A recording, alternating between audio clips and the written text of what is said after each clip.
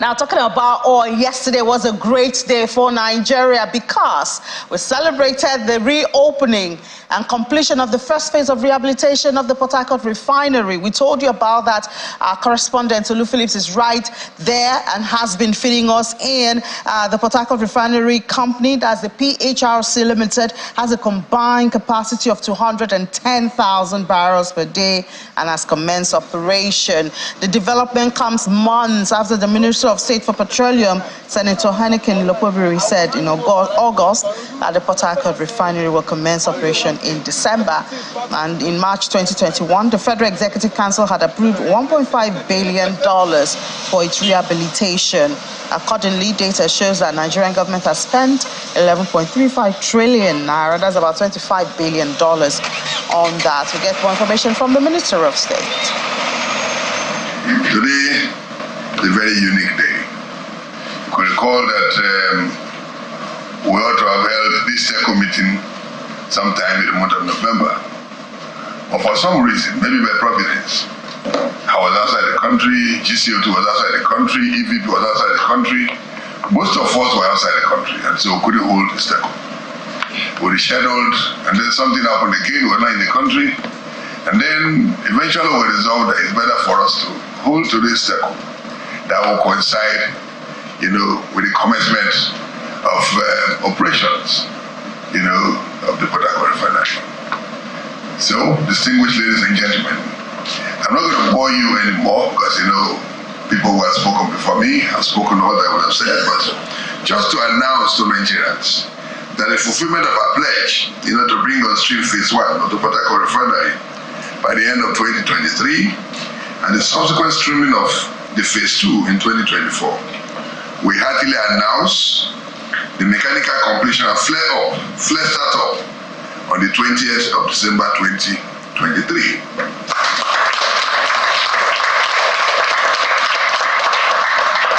This heralds the commencement of production of petroleum products after the Christmas break. We want to thank Nigerians for their patience and the trust on the NNPC to deliver on our promise and mandate on the rehabilitation of our refineries. This is also another landmark on the renewed hope agenda of President Bola Ahmed Tinubu's administration. So let's see how that will impact the everyday living and spending of Nigerians when it comes to energy prices. And to discuss that with us is Nick Agule. He's an oil and gas expert, joins us from our Abuja studio. Hi, Nick, good morning. Good morning to you and good morning to our viewers. And Merry Christmas. Yeah, Merry Christmas to you indeed. Well, yesterday was a landmark celebration we saw at Port Harcourt, the refinery. I think when you listen to the report, especially from Channels Television, we're careful to highlight that it is the completion of a mechanical rehabilitation and also the first phase. Because, Nigerians will be expecting that since we're celebrating the refineries reopening so much, then we should expect, to start getting products from there. From an insider point of view, from an expert point of view, what would be a safe expectation from this refinery? The Channels Television view is the right view. It is a professional view. I can understand the euphoria that Nigerians feel that at least we now have begun production or refining of crude oil in Nigeria. But given the update that we have received from the NNPC Limited, petrol and other petroleum products are not going to come off the Port Harcourt Refinery, at least in the next 1 to 6 months or even longer. Because after mechanical completion, they will have to go through instrumentation completion and electrical completion. And then after that, they are going to introduce crude to test the systems to ensure that everything is integrated, is working fine, and the grade of petroleum products as envisaged are being produced. Because if you don't produce the right quality of the petroleum products, it becomes harmful to car engines, to vehicle engines, harmful to the environment and all of that. So it's going to take a bit of time from this announcement to when the first commercial production will come off the refinery in Port Harcourt. So yes, Nigerians should have high hopes, but we shouldn't expect to be buying petrol from Port Harcourt refinery in the next few months. Okay, so from what you've said, a maximum of 6 months, do we put it, so we are safe, first half of, or second half of next year? Yes, it's going to be anything in the first quarter and second quarter. And everything is dependent on the testing of all the components in the refinery. If the testing goes according to the book, maybe in the first quarter of 2024, we should be able to buy petrol from the Port Harcourt refinery. But if there are any issues coming up from the testing, perhaps not envisaged, and all of that, then it's going to take longer until everything is in place, working perfectly in sync before the first the first products will come off that refinery. So first quarter, second quarter, it could be longer. Our prayer should be that it should be the shortest possible time, first quarter. And I guess it's very important to have this conversation because we celebrated Dangote, some months ago. And we know that, I think it was yesterday or 2 days ago that they just received their second crude. And I think they have to take another one, a third batch, before they're able to start producing. So it's always very important to put everything in perspective. Now, coming back to Port Harcourt, what can we expect, like when it starts working? What do we expect? Petrol to come from there? Do we expect gas? What can we expect from there?